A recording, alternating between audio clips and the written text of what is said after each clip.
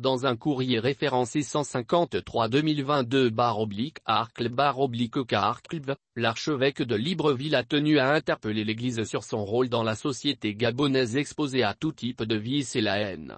S'appuyant sur le texte de Matthieu 9:2.9, Monseigneur Jean-Patrick Ibaba n'a pas manqué d'appeler les baptisés à s'impliquer bec et ongles pour solutionner les maux du quotidien et ce, en s'imprégnant du service, de l'intimité avec le Christ et de la fraternité.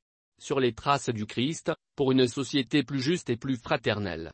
C'est le thème du propos rendu public par Monseigneur Jean-Patrick Ibaba, le jeudi 13 octobre dernier. Rappelant le choix de parcourir le chemin synodal, le patron de l'Église catholique au Gabon a jugé utile de souligner l'intérêt de prier, mais aussi de réfléchir sur l'impact dans la société gabonaise en proie à une déliquescence morale.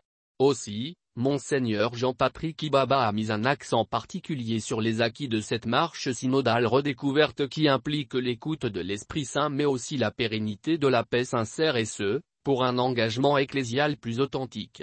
D'ailleurs, il s'agit d'une reconversion de l'Église catholique qui se repositionne sur les traces du Christ, pour une société plus juste et plus fraternelle. Pour ainsi, passer de l'écoute à l'action. Pour ce faire, l'archevêque de Libreville a proposé 3 balises. Le service, l'intimité avec le Christ, la fraternité fondent ainsi cette nouvelle vision issue de l'expérience synodale. Des préceptes qu'il s'est évertué d'élucider en montrant la manifestation de chacune de ces notions humaines qui font des hommes d'église, des êtres vivants au service de leur prochain sans distinction aucune et de manière désintéressée. Une définition simpliste mais profonde de la conviction chrétienne et ses attributs.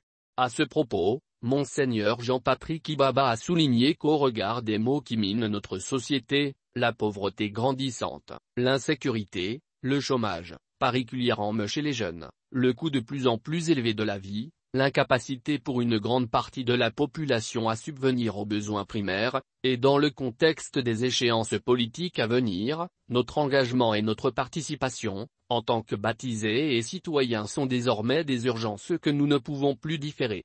Une sortie pleine d'humanité.